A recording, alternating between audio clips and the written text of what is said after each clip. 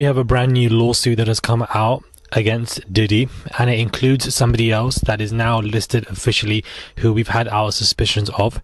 A trigger warning indeed, because this is one of the most horrific cases that I have honestly ever read, and a lot of graphic details are included. Hey guys, it's Murad Morali. Hopefully you guys are all doing well today. Back again with another video. If you have not subscribed, click that button guys. It is daily and consistent content. Let's get into this video. A 62-page new legal document, a separate individual lawsuit has come out, and I've written all the cliff notes to give you everything under 10 minutes so you guys know what is going on. So this is Ashley Parham, her full name, against Diddy. Ashley Parham is the alleged victim, a 62-page court document. Here are my cliff notes that I'll be also posting in the comment section for you guys to read with me. So Ashley made a comment on a FaceTime with Diddy, believing that he had something to do with Tupac's murder. This set Diddy off, and he said to her that she'll pay for these comments, and she ended up paying for them because Diddy set her up so that he could meet her. And when he did that, Ashley Parham was absolutely shocked. He held a knife up to her neck and threatened to give her a Glasgow smile. In comes Christina Coram. Christina Coram was somebody, as we all know, who is the gatekeeper to everything in regards to Diddy, and it seems that she basically has kind of disappeared, or is the manipulation in chief.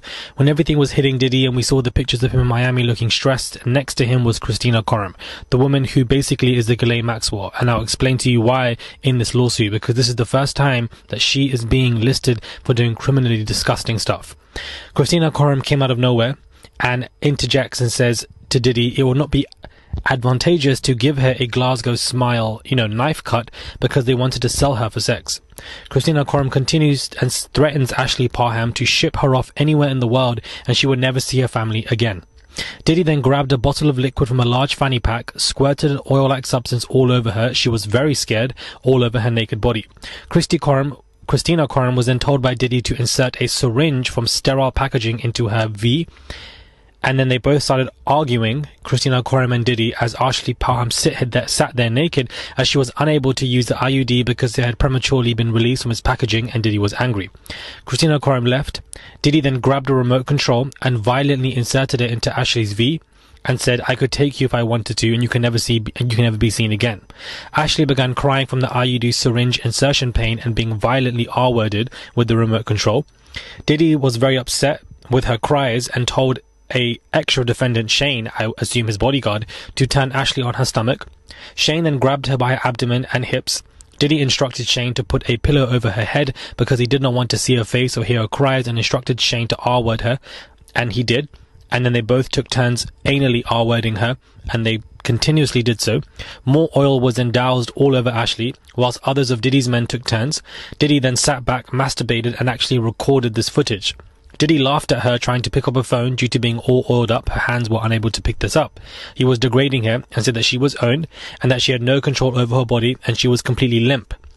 Christina Coram then returned into the room to examine Ashley's bodily functions. Christina Coram then grabbed a bag of IV fluids, powder-like drugs, gave Diddy a pill, and then forced Ashley to take a pill by putting it in her mouth because her body was so limp. Wow. Ashley laid in the room on her own, unable to move. Ashley then slowly regained her bodily functions and couldn't find her car keys and phone. Diddy then saw her walking and was surprised, saying, "We gave her enough drugs to take her out a horse." Again, the oil, GHB. "We need to party again. I hadn't had an ass like that was very tight in a while," he said to her, laughing and degrading her. Diddy then told her to take money and said that she was a sex worker. Ashley refused to be called this and refused the money, and the reason why Diddy offered her because she threatened to go to the police. Diddy then threatened her mother. Diddy then showed Ashley a video stream of her sister. He made further threats and basically said that he had gotten off from bigger crimes, referring to Tupac. Ashley then made a claim to the Walnut Creek police, which ignored Ashley's claims of what took place. She also believes that there is footage around somewhere present of this crime. So these are the cliff notes of this shocking, harrowing case that has come forth over the past, 8 hours ago, I think it came out. I was sleeping when this lawsuit dropped, but I wanted to read it entirely, and I did read the 62-page documents, and I really wanted to give you guys a thorough cliff note basis of what is going on. Christina Korum, you are a nasty waste man, you are an evil individual and a person. No wonder you and everybody else in Diddy's network and the PR team, the PR guru, all of you have disappeared, because the fact that your names are now going to be listed in lawsuits, these are the people who I believe are also going to go down with Diddy because of the RICO racketeering charges that he's facing, the group organized crime, especially these other defendants like Shane or these bodyguards or whatever. Christina was the one with the IV fluids. Can you imagine being in Ashley's position? Being R-worded so badly. And then you're limp, you can't move, and you have a random woman putting pills in your mouth, attaching your body to IV fluids. Then you're seeing streams of your sister and your mother's being threatened.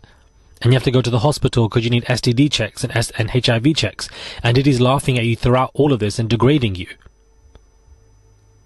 Do you realize how disgusting this man is? This case is one of the most disgusting cases I've really seen, because it gives you an understanding of a network, a clarity of network that was behind all of this. People like Christina Korum, I'm so sorry, but she is the Ghislaine Maxwell to Diddy.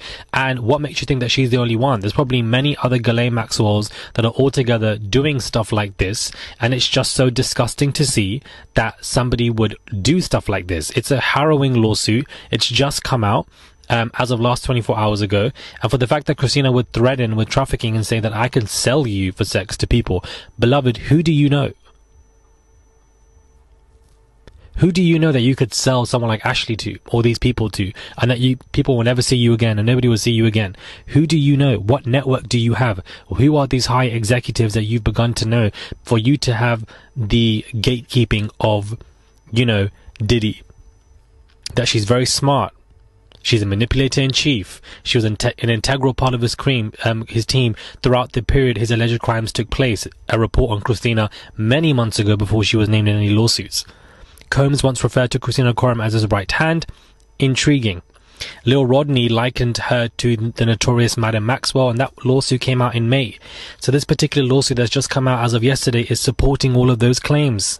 It looks like Lil Rodney was right in a lot of the things that he was saying in his lawsuit that for some reason so many people dismissed. I do wonder why they dismissed it. I do wonder what bidding work Diddy was trying to do. This man Diddy is disgusting, do you understand? All of the people around him, bottom barrel, disgusting, devilish nonsense is what we're reading out here. This case that I've just read out to you guys is disgusting. It is harrowing. She was unable to move, laying there limp. Again, the body oil that was used with GHB all over her body.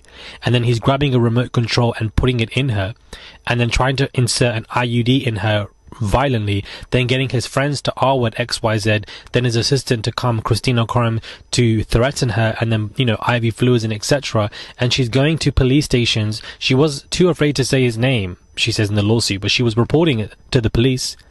They didn't do anything about it, because Diddy probably paid them off. Diddy wanted to give her money. Diddy wanted to shut her up. The reason why Diddy was doing stuff like this is because of power play. Do you understand? People get off on power play. I can do whatever I want to you. He was also threatened by the fact that she said, you had something to do with Tupac's murder. He didn't like that. It triggered him. I definitely believe myself personally that he had something to do with Tupac's murder. Absolutely. He even said to her, I've gotten away with bigger crimes. When he gets away with bigger crimes like Biggie, Kim, Tupac, of course he has a power trip to think that he can do whatever the hell he wants, because he's gone away with killing some of the biggest people on this planet. That's what it's giving to me.